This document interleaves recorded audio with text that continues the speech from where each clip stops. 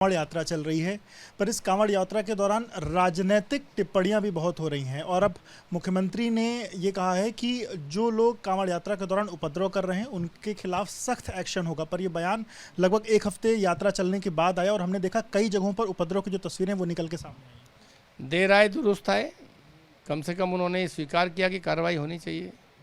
हर कानून व्यवस्था के बिगड़ने की घटना को राजनीतिक चश्मे से, धार्मिक चश्मे से सरकारों को नहीं देखना चाहिए। जितने भी धार्मिक कार्यक्रम हो रहे हैं, सरकार की जिम्मेदारी है कि लोगों की सुगमता के लिए बढ़िया इंतजाम करें, कानून व्यवस्था की स्थिति अच्छी रखें, लाइट, बिजली, पानी जो भी व्यवस्थाएं कर सकती हैं उनको करें, ट्रैफिक डाइवर्जन करें।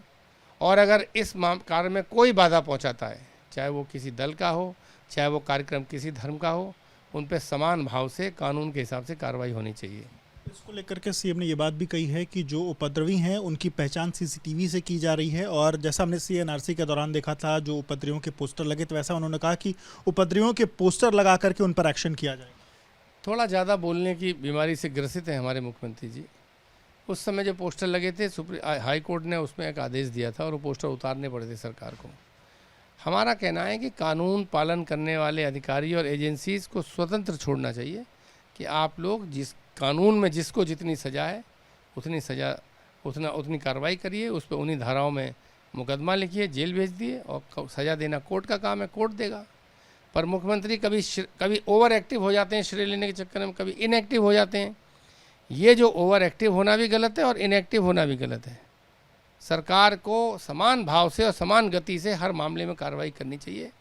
कानून के दायरे में कार्रवाई करनी चाहिए, कानून के हिसाब से कार्रवाई करनी चाहिए। अपनी भावनाएं और मनमर्जी इसमें नहीं होनी चाहिए। सीएम ने एक और बात कही और समाजवादी पार्टी की सरकार पर निशाना साधा। उन्होंने कहा कि 2017 के पहले कांवड़ यात्रियों की जो यात्रा थी वो अवरुद्ध की जाती थी, पर अब यात्रा सुगमता से चल रही है। इसके अलावा वो जानते भी नहीं कुछ। मुख्यमंत्री केवल धार्मिक ध्रुवीकरण जानते हैं। 8-9 साल के मुख्यमंत्री बने रहने के बावजूद उन्हें समाजवादी पार्टी की चिंता याद रहती है, क्योंकि जहाँ जाते हैं, कोई भी काम करते हैं, वहाँ समाजवादी पार्टी के द्वारा बनाई गई कोई न कोई सड़क, कोई न कोई मोनूमेंट, कोई न कोई चीज़ सामने रहती है।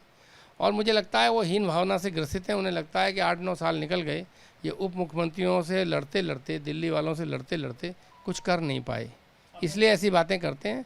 वरना कांवड़ यात्रा सदियों से चल रही है, हर सरकार में चलती आई है। हर सरकार ने श्रद्धालुओं की श्रद्धा के हिसाब से उनका मान सम्मान किया है, कार्यक्रम आयोजित किया है। और इस तरह की मार्केटिंग पहली बार हो रही है, वरना इससे पहले धार्मिक यात्राएं होती थी, सरकार अपना काम करती थी। आपने दोनों डिप्टी सीएम का जिक्र किया। डिप्टी सीएम कल एक कार्यक्रम में थे और उस दौरान उन्होंने कहा कि जो कांवड़ यात्रा है इसमें भोले बाबा के जो सच्चे भक्त हैं वो सच्ची यात्रा निकाल रहे हैं, लेकिन कुछ समाजवादी पार्टी से जुड़े हुए लोग ऐसे आ जा रहे हैं जो अलग अलग जगहों पर जा कर के जो बवाल है या उपद्रव है वो कर रहे हैं।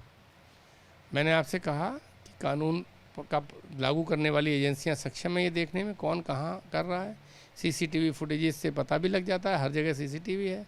और भोले बाबा खुद तय कर सकते हैं। भगवान में जिनका विश्वास है वो तो जानते हैं ना कि कौन सच्चे भाव से आया है, कौन खराब भाव से आया है।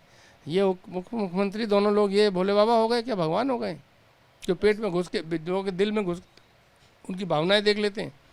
सीधा आरोप जो वो लगा रहे हैं कि समाजवादी पार्टी के लोग ऐसा कर रहे हैं, उस पर आपकी? इन लोगों पे कोई काम नहीं है। मुख्यमंत्री जी के यहाँ इज्जत सम्मान मिलती नहीं है, विभागों में कोई सुन नहीं रहा है। फ्रस्ट्रेट लोग हैं, उनसे नाराज़ होने की ज़रूरत नहीं, उनके प्रति सहानुभूति रखिए। फ्रस्ट्रेशन में आदमी अनाप शनाप बोलता है, वरना जो लोग सरकार में हैं वो तो तथ्यों से बात करेंगे। सारी सरकारी एजेंसियां उनके पास हैं, कानून लागू करने वाली एजेंसियां उनके पास हैं। मुख्यमंत्री कुछ भाषण दे रहे हैं। मुख्यमंत्री गृह विभाग के मंत्री हैं, इनका न विभाग है, न कोई जानकारी है, न गए हैं, बस घर बैठे बैठे बोल रहे हैं। 2-4 कैमरे वाले इनकी बात सुन लें, इनका भी टीवी पे फोटो आ जाए, प्रदेश में मैसेज चला जाए, हाँ ये लोग भी अभी हैं, राजनीति में जिंदा हैं।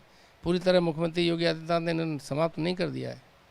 सवाल धर्मांतरण को लेकर के पिछले लगभग 1 महीने में यूपी एटीएस ने तमाम अलग अलग खुलासे किए हैं।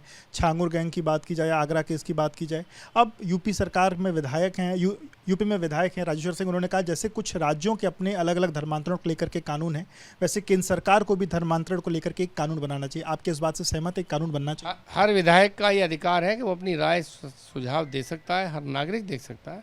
तो अगर राजेश्वर सिंह जी के मन में कोई भाव आया है तो उन्होंने केंद्र को दिया है। मुझे लगता है केंद्रीय सरकार को कानून विधियों से, अपने लॉ डिपार्टमेंट से कंसल्ट कर लेना चाहिए। उनकी राय में अगर कुछ तथ्य हैं, कुछ मानने योग्य है, तो केंद्र सरकार इस पर कोई कार्रवाई करेगी तो हमारी पार्टी प्रतिक्रिया देगी।